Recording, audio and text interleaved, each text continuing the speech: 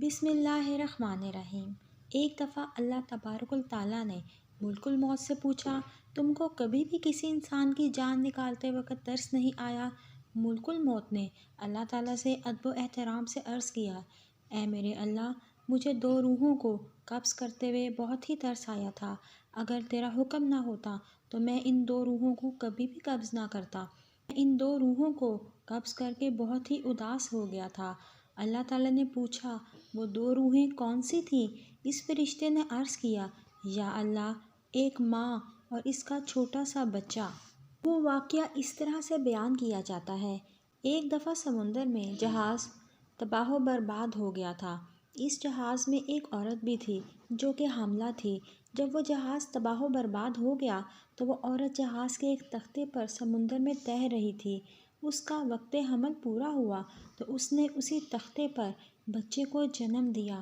اس طرح وہ بچہ اور اس کی ماں بے ہوشی کی حالت میں تختے پر لیٹے سمندر میں تیر رہے تھے۔ اے مالک، اسی دوران مجھے تیرا حکم ہوا کہ میں اس بچے کی ماں کی روح نکال لوں۔ اے اللہ، میں نے تیرے حکم کی فوراً تعمیل کی۔ جب ماں کی جان نکل گئی تو وہ چھوٹا سا بچہ تختے پر اکیلا ہی تیر رہا تھا۔ میں یہ سوچ رہا تھا کہ بچے کی ماں کی روح تو قبض کر لی ہے، اب بچے کا کیا ہوگا؟ وہ بچہ ٹوٹے ہوئے تختے پر ادھر ادھر تیر رہا تھا۔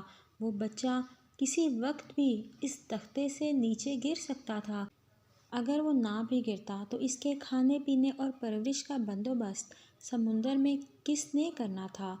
خیر، اگلی صبح وہ تختہ تیرتا ہوا سمندر کے کنارے آ گیا۔ اس وقت سمندر کے کنارے دھوبی اپنے کام میں مصروف تھے۔ ایک دھوبی کی نظر اس بچے پر پڑی تو اس نے دیکھا کہ عورت تو مر چکی ہے لیکن وہ چھوٹا سا لڑکا زندہ ہے۔ سب دھوبی یہ دیکھ کر بہت حیران ہو رہے تھے۔ انہوں نے بچے کو پکڑا اور اپنے سردار کے پاس لے گئے۔ ان کے سردار کے گھر کوئی اولاد نہ تھی۔ سردار کو وہ بچہ بہت ہی پیارا لگا تو اس کی پرورش کا ذمہ دھوبی سے خود لے لیا۔ جب وہ بچہ 8 سال کا ہوا تو اس کے سوتیلے باپ نے اس کا نام شداد رکھ دیا۔ تو وہ اپنے محلے میں بچوں کے ساتھ کھیل کود میں مصروف تھا کہ اچانک اس طرف ایک بادشاہ کا گزر ہوا۔ اس نے دیکھا کہ سب بچے بادشاہ کے ڈر سے اپنے اپنے گھروں میں چھپ گئے ہیں۔ وہ لڑکا پہاڑی کے پیچھے جا کر چھپ گیا۔ اس نے دیکھا کہ جب لشکر گزر گیا تو لشکر کے پیچھے اسی لشکر کے پیادے آ رہے ہیں۔ انہوں نے دیکھا کہ ایک پوٹلی راستے میں پڑی ہوئی ہے۔ اس نے پوٹلی کو کھولا تو اس میں ایک سرمے دانی تھی۔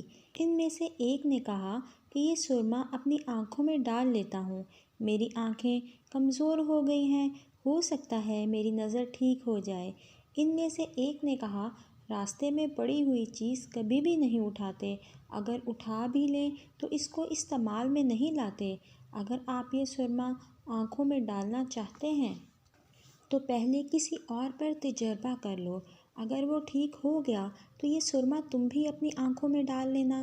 انہوں نے ادھر ادھر دیکھا تو ان کو وہی لڑکا نظر آ گیا جو پہاڑی کے پیچھے چھپا ہوا تھا، جس کا نام شداد تھا۔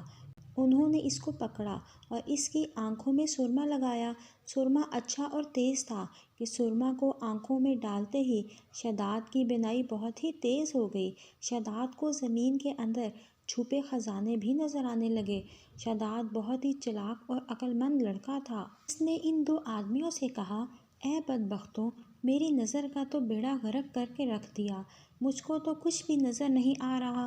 میں آپ کے بادشاہ کے پاس جا کر آپ کی شکایت کرتا ہوں تاکہ وہ آپ کو سخت سے سخت سزا دے۔ جب پیادوں نے شداد کے منہ سے یہ الفاظ سنے تو وہ ڈر کے مارے سب کچھ وہاں چھوڑ کر بھاگ نکلے۔ اس طرح شداد نے ان دونوں پیادوں کو بے وقوف بنایا اور اس کے بعد وہ اپنے گھر آیا۔ یہ سارا قصہ اپنے باپ کے سامنے پیش کر دیا۔ باپ بیٹے کی بات سن کر بہت ہی خوش تھا۔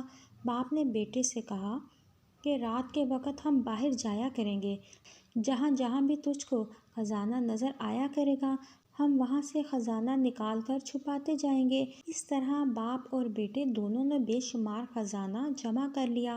اس طرح انہوں نے بے شمار آدمیوں کو اپنے ساتھ ملا لیا تھا۔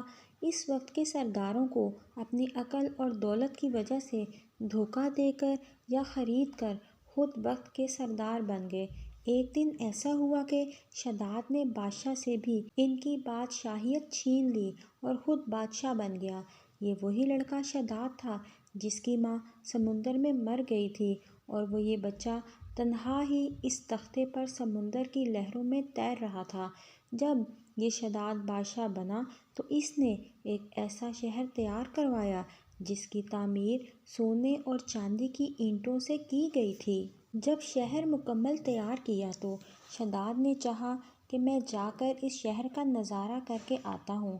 جب وہ شہر کا نظارہ کرنے کے لیے شہر کے دروازے پر گیا ہی تھا تو اللہ تعالیٰ کے حکم سے ملک الموت نے شداد کی روح کو قبض کر لیا۔